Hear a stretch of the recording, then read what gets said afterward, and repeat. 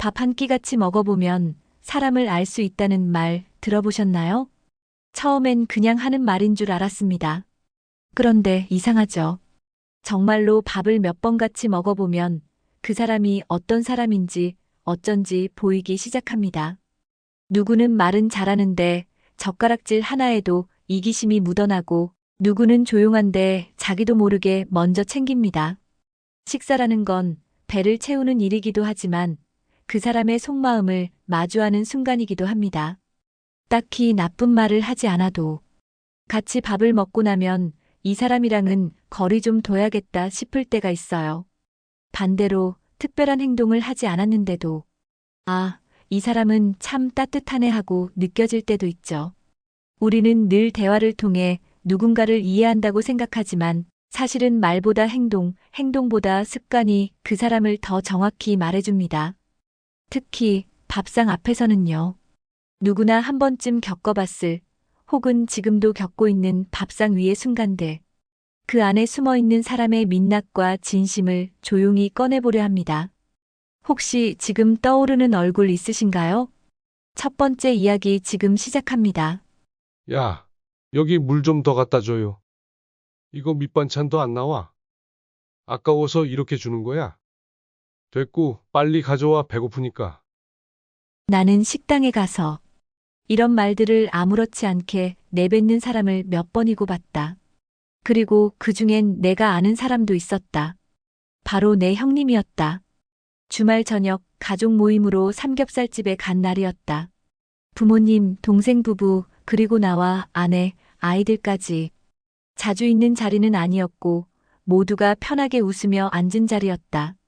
하지만 주문을 하려고 종업원이 다가왔을 때 형님의 말투가 바뀌었다. 삼겹살 3인분이랑 냉면 하나. 고기 빨리 가져와. 너무 오래 걸리면 안 돼. 야, 이거 불판 왜 이래?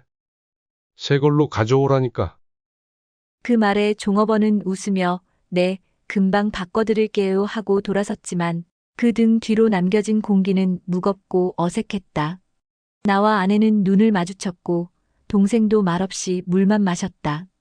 가족들끼리 웃으며 이야기 나누던 분위기는 형님의 짧고 날선 말투 몇 마디에 조용히 식어버렸다. 형님은 평소엔 말이 많지도 무뚝뚝하지도 않다. 하지만 식당에만 가면 말투가 바뀐다. 상대가 자신보다 아래라고 여기는 순간 그의 언어는 무심한 반말과 무례한 명령어가 된다. 내가 직접 물어본 적이 있다. 형, 아까 말투 좀 심하지 않았어? 그는 웃으며 말했다. 뭘 그래? 걔네 일하는 거잖아. 서비스직은 원래 좀 빠릿하게 해야지. 요즘 알바들이 더 눈치 없잖아. 이렇게 해야 움직이지. 그 말을 듣는 순간 나는 그가 사람을 어떻게 대하는지를 알게 됐다. 그는 상대가 약하거나 자신의 돈을 받는 위치에 있으면 당연하다는 듯 반말을 하고 자신의 불편을 바로 드러내도 괜찮다고 생각하는 사람이었다. 식당에서의 말투는 그 사람이 일상에서 얼마나 힘의 구조에 민감한 사람인지 보여준다. 자신보다 나이가 많든 적든 직업이 어떻든 간에 기본적인 예의는 지켜져야 한다. 누군가는 이렇게 말한다. 반말이 뭐 어때서? 정말은 한국 문화잖아. 나도 어릴 때 알바 해봤는데 이 정도는 그냥 무덤덤해. 하지만 정과 물에는 종이 한 장 차이다. 누군가에게는 가볍게 던진 말이 하루 종일 서서 일하는 사람에게는 그날을 무너뜨릴 수 있는 한마디가 되기도 한다. 특히 식사 자리에서 그런 말들이 오갈 때 같이 있는 사람들까지 괜히 불편해진다. 그 말투 하나로 누군가는 그 사람을 다시 보게 되고 그 식사는 더 이상 즐거운 기억이 되지 않는다. 나는 그날 이후 형님과 밥을 먹을 일이 있을 때 괜히 긴장하게 된다. 그리고 식당 직원이 다가올 때마다 내가 먼저 감사합니다를 강조해 말한다. 밥상은 사람의 본심을 비추는 거울이다. 그 거울에 비친 태도는 먹는 방식, 고르는 손길, 그리고 누군가를 향한 말투 속에 고스란히 드러난다. 정말 밥만 맛있는 자리는 없다. 그 자리를 함께하는 사람의 말과 표정, 그리고 타인을 대하는 태도가 그 밥을 맛있게도 또는 다시는 떠올리기 싫게도 만든다. 다정한 사람은 밥보다 말을 먼저 삼킨다. 배려하는 사람은 고기보다 마음을 먼저 굽는다. 밥을 어떻게 먹느냐보다 누구 앞에서 어떻게 말하느냐가 그 사람을 기억하게 만든다. 두 번째 이야기입니다. 정훈 선배와의 첫 식사는 지금도 이상하게 기억에 남는다. 딱히 무례한 말을 한 것도 아니고 누굴 공격한 것도 아니었다. 그런데도 밥을 먹고 나니 묘하게 기분이 상해 있었다. 처음에는 왜 그런지 몰랐다. 하지만 시간이 지나고 생각해 보니 이유는 분명했다. 그날은 팀 점심이었다.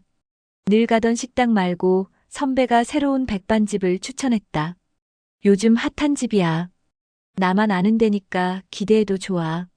그렇게 골목길 안쪽 허름한 식당으로 향했다. 자리에 앉고 얼마 안 되어 음식이 나왔다. 된장찌개, 고등어구이, 밑반찬 5가지. 익숙하고 평범한 그냥 회사원들이 많이 찾는 정식이었다. 그런데 정훈 선배는 첫 숟갈을 뜨자마자 얼굴을 찌푸렸다. 아, 찌개가 너무 짜다. 고등어는 왜 이렇게 태웠어? 밥도 지러 이런데 왜 오는 거야? 나는 그 말을 들으며 찌개를 한 숟갈 떠봤다. 확실히 짠 편이었다. 고등어도 살짝 탄 자국이 있었고, 하지만 그냥 그럴 수 있는 수준이었다. 조금 덜 짰으면 좋았겠다 정도의 느낌. 문제는 그 다음이었다. 식사 내내 선배는 불평을 멈추지 않았다. 반찬 하나하나에 불만을 털어놓고 물도 맛이 없다며 컵을 밀어냈다. 그리고 밥을 반쯤 남기고 수저를 놓더니 야, 다음부턴 내 말 듣지 마. 원래 가던 곳만 가자. 그렇게 말하곤 계산할 타이밍엔 화장실 좀 하며 자리를 떴다. 남은 우리 둘이 조용히 계산을 하고 나서 가게를 나왔는데 밖에서 기다리던 선배는 껌을 씹으며 말했다. 진짜 별로였지? 입 좀 헹구자. 커피 마시러 가자. 그날 이후 나는 그 선배와 밥을 함께 먹지 않게 됐다. 크게 싸운 것도 누가 상처받은 것도 아니었다. 그저 같이 밥을 먹고 나면 기분이 찝찝했다. 밥을 먹는 일이 피곤해졌기 때문이다. 그때 처음 알았다. 밥을 같이 먹기 불편한 사람이 있다는 걸. 그리고 그 불편함은 음식 때문이 아니라 태도 때문이라는 걸. 음식이 입에 맞지 않을 수도 있다. 그럴 땐 그냥 웃으며 다음엔 다른 데 가보자 하고 넘길 수 있다. 하지만 그것을 굳이 말로 반복하고 함께 먹는 사람의 입맛까지 떨어지게 만드는 순간 그건 음식이 문제가 아니라 사람 자체가 불편해지는 지점이다. 그날 선배가 남긴 건 밥이 아니라 분위기였다. 밥상을 함께 나누는 건 단순히 배를 채우는 게 아니다. 그건 상대의 취향을 존중하고 같은 공간과 시간을 함께 즐기겠다는 작은 신뢰의 표현이다. 우리는 모두 서로 다른 입맛을 갖고 있다. 하지만 기본적인 예의는 같다. 내 불만이 타인의 식사 시간에 흘러들어가지 않게 조심하는 것. 내 취향이 누군가의 정성을 함부로 깎아내리지 않도록 배려하는 것. 나는 그날 이후 밥을 먹을 때 상대를 더 보게 되었다. 어떤 음식을 먹느냐보다 어떻게 먹느냐를, 맛있냐고 묻기보다 편했냐고 묻게 됐다. 밥 한 끼가 전부는 아니다. 하지만 밥 한 끼로 보이는 건 꽤 많다. 그 사람이 가진 여유, 배려, 그리고 습관. 다른 건 몰라도 밥상 위에서만큼은 사람의 진짜 얼굴이 드러나는 법이다. 세 번째 이야기입니다. 그래도 너네 집이 최고야. 밥이 그냥 밥이 아니더라고. 이 말은 태민이가 우리 집에 올 때마다 빠짐없이 하는 인사였다. 엄마는 그 말을 들을 때마다 미소 지으며 별거 없지 뭐. 집밥이지. 하며 조용히 상을 차리셨다. 그날도 마찬가지였다. 엄마는 직접 된장을 풀어 끓인 된장국, 알맞게 간한 멸치볶음, 참기름 향 살짝 입힌 시금치 무침, 그리고 계란찜과 김구이까지 정갈한 상을 차려주셨다. 처음에는 모두가 기분 좋았다. 고등학교 시절부터 이어진 우정이니만큼 태민이도 우리 가족처럼 편하게 앉아 밥을 먹었다. 그런데 나는 식사가 시작된 지 10분도 채 지나지 않아 이상한 기분을 느끼기 시작했다. 태민이의 젓가락이 유난히 바빴다. 시금치 무침을 뒤적이더니 연한 입만 골라내고 어묵볶음에서는 고추만 빼먹고 오뎅은 그대로 두었다. 계란찜은 가장 부드러운 중심부만 파냈고 김은 바삭한 조각만 찾아 입에 넣었다. 처음엔 별 생각 없이 봤다. 누구나 조금은 편식할 수 있고 입맛이 다르니까. 하지만 문제는 그게 한두 번이 아니었다. 모든 반찬을 공유하는 식탁에서 그는 마치 자기 접시처럼 젓가락으로 이리저리 음식들을 휘저으며 먹고 싶은 것만 고르고 나머진 흩뜨려 놓았다.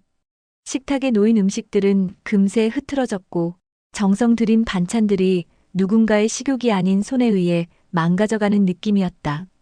엄마는 아무 말 없이 부엌에서 빈 접시 하나를 꺼내와 태민 앞에 놓더니 조용히 말씀하셨다. 이거 너 먹고 싶은 것만 따로 덜어서 먹어. 식사 자리에서 우리가 무심코 하는 행동들이 있다. 그 중에서도 젓가락으로 음식을 뒤적이며 고르기만 하는 행동은 겉으론 사소해 보이지만 그 사람의 속성을 고스란히 보여주는 무대이기도 하다. 그건 단순히 버릇이 아니다. 그 자리 전체를 자기 위주로 보는 습관, 모든 걸 자기 중심으로 해석하는 태도, 그리고 결국은 타인의 정성과 불편함에는 무심한 성격이 드러나는 순간이다. 공동 반찬은 나눠 먹기 위한 것이다. 누군가의 손길이 닿아 만들어졌고 여럿이 함께 즐기라고 식탁 위에 놓인 것이다. 그런 음식을 마치 마트 진열장에서 고르듯 이건 되고 저건 싫고 이건 이쁘고 저건 별로라는 기준으로 뒤적이는 순간 그 사람의 생활 태도와 인간관계 방식이 자연스럽게 드러난다. 누군가의 입장에서 한 그릇의 반찬은 그저 식재료가 아니라 마음을 담은 표현일 수 있다. 그 마음 위를 조심성 없는 젓가락이 휘젓고 지나간다면 식욕보다 먼저 상하는 건 마음이다. 특히 집밥이라면 더더욱 그렇다. 음식 하나하나에 손길이 닿고 사람을 생각하며 간을 하고 정성을 담아 상을 차린다는 건 단순히 배를 채워주겠다는 뜻이 아니라 당신을 환대하고 있다는 무언의 표현이다.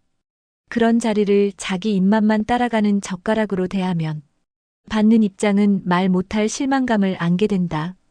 그리고 그런 실망은 다음 식사를 거절하게 만드는 이유가 된다. 식사 예절이란 건 거창한 게 아니다. 입에 맞지 않더라도 조용히 넘기고 공동 반찬은 조심히 집으며 함께 먹는 사람들의 기분을 고려하는 마음. 그 정도면 충분하다. 그날 엄마는 식사가 끝난 후 조용히 물으셨다. 다음엔 그 친구 불러도 괜찮을까? 나는 잠시 머뭇거리다. 그냥 밖에서 먹는 게 나을 것 같아요. 라고 말했다. 밥 한 끼로 사람을 판단하는 건 아니지만 밥 한 끼면 충분히 보이는 사람이 있다. 그 사람이 어떤 습관을 가졌는지, 타인을 얼마나 배려하는지, 혹은 전혀 고려하지 않는지를. 그리고 우리는 그런 사소한 식사 자리에서 그 사람의 일상 속 본성을 마주하게 된다. 네 번째 이야기입니다. 야, 오랜만에 얼굴 좀 보자. 밥 한 끼 하자. 그렇게 단톡방이 살아난 건 한 달 만이었다. 직장 다니느라, 육아하느라 다들 각자의 인생에 바빠졌다지만 30 중반이 되니 밥 한 끼 약속 잡기도 일이 힘들다. 그래서 더 반가웠다. 고등학교 때부터 붙어 다니던 넷이 한자리에 모인다는 게 장소는 강남, 시간은 토요일 오후 1시. 모두가 오케이 했다. 문제는 메뉴였다. 뭐 먹을까? 누가 먼저 꺼냈는진 모르겠지만 그 질문 하나에 평화는 깨졌다. 나는 아무거나 괜찮아. 가장 먼저 답한 건 민경이었다. 그런데 아무거나 괜찮다는 그 말이 시작이었다. 그럼 파스타 어때? 파스타? 느끼하잖아. 점심엔 좀 그렇지 않냐? 아, 그럼 순댓국? 점심부터 국밥은 너무 무거워. 우리 모처럼 만났는데 좀 감성 있는 데 가자. 그렇다면 샐러드바? 그건 너무 비싸. 쌀국수? 야, 지난달에 그거 먹고 체했잖아. 그녀는 매번 나는 아무거나 괜찮다고 말하면서 누가 뭘 제안하든 그건 좀으로 되받았다. 결국 모두가 말이 줄었다. 누구 하나 또 말 꺼냈다간 한숨부터 나올까봐. 그 분위기를 눈치챘는지 민경이 말했다. 아니, 나만 이상한 거야? 그냥 다 같이 즐겁게 먹자는 건데 왜 분위기가 이래? 그 말에 누군가는 억지로 웃었고 누군가는 휴대폰을 만지작거렸다. 결국 우린 별 수 없이 근처 프랜차이즈 식당으로 들어갔다. 아무 감흥도 없는 메뉴를 앞에 두고 밥은 먹었지만 마음은 비웠다. 그날 이후 다시 밥 약속 얘기가 나왔을 땐 누군가 조용히 말했다. 그냥 셋이 보자. 그 말을 듣고도 민경은 아무렇지 않은 얼굴이었다. 아마 몰랐을 거다. 그녀의 괜찮아가 사실은 주변 사람들을 지치게 했다는 걸. 살면서 우리는 수없이 아무거나 괜찮아라는 말을 한다. 겉으론 배려 같지만 막상 고른 걸 거절하고 결정을 미루고 분위기를 흐리는 사람을 겪어보면 안다. 그 말은 때때로 책임지기 싫다는 방어막이기도 하다. 남이 먼저 고르길 기다리고 그 결정에 불만은 있지만 책임은 지지 않겠다는 신호. 특히 여러 사람과 함께하는 식사 자리에서 이런 태도는 금세 피로감을 준다. 누군가는 메뉴를 고르느라 스트레스 받고 누군가는 침묵을 선택하게 된다. 결국 아무거나 괜찮다는 사람 한 명 때문에 모두가 기운 빠진 밥을 먹게 되는 것이다. 식사는 단순한 끼니가 아니다. 같이 먹는다는 건 마음을 나누는 일이고 결정을 함께하는 일이다. 내가 뭘 원하는지 말하는 것도 배려고 상대가 고른 걸 존중하는 것도 예의다. 다음에 누군가가 뭐 먹을까? 라고 물었을 때 우리는 어떻게 대답할까? 정말로 괜찮다면 좋아. 너 먹고 싶은 거 먹자라고 밝게 말할 수 있어야 하고 싫은 게 있다면 솔직하게 이야기하되 최소한 누군가의 선택을 존중할 준비는 돼 있어야 한다. 아무거나는 말처럼 가볍지만 그 뒤에 따라오는 피로는 결코 가볍지 않다. 우리는 밥을 매일 먹습니다. 혼자 먹을 때도 있고 누군가와 함께 할 때도 있죠. 그렇게 반복되는 식사 속에서 우리는 깨닫습니다. 밥상은 단순히 음식을 놓는 자리가 아니라 사람의 마음이 드러나는 자리라는 걸요. 투덜거리며 음식을 남기는 사람, 메뉴 하나 정하지 못하고 모두를 지치게 만드는 사람, 젓가락으로 음식만 고르며 자기 입맛만 챙기는 사람, 그리고 식당 직원에게 반말을 내뱉는 사람. 이들은 모두 밥상 위에서 자신이 어떤 사람인지를 말하지 않아도 보여줍니다. 아무리 평소에 좋은 말, 겸손한 표정을 짓고 있어도 음식 앞에서는 본성이 드러나는 법이니까요. 반대로 말없이 조용히 고기 굽고 물컵을 채워주며 남이 먹기 좋게 쌈 하나 챙겨주는 사람도 있습니다. 그런 사람은 많은 말을 하지 않아도 그 자리에서 배려와 품격이 무엇인지를 조용히 알려줍니다. 밥을 함께 먹는다는 건 그 사람과 마음을 나누는 일입니다. 맛있는 음식을 먹는 것도 중요하지만 함께하는 사람이 불편하지 않도록 배려하는 마음은 그보다 더 깊은 인상을 남기죠. 혹시 당신은 어떤 사람과 밥을 먹고 싶으신가요? 그리고 누군가에겐 당신이 어떤 밥상 위의 사람이길 바라시나요? 밥 한 끼로 사람이 다 보이진 않지만 사람의 중요한 한 부분은 분명히 드러납니다. 밥상 위의 젓가락 한마디 말, 그 작은 행동들 속에 숨어 있는 그 사람의 진짜 얼굴. 다음 식사 자리에서 우리는 조금 더 따뜻한 사람이 될 수 있기를 바랍니다. 오늘 이야기 어떠셨나요? 영상을 보며 느꼈던 감정을 댓글에 적어주세요. 좋은 영상으로 보답하겠습니다. 영상이 하루의 보탬이 되셨다면 구독과 좋아요 부탁드려요. 작은 관심이 다음 영상을 만드는데 큰 힘이 됩니다. 여러분의 앞날에 행복만 가득하길 바라겠습니다.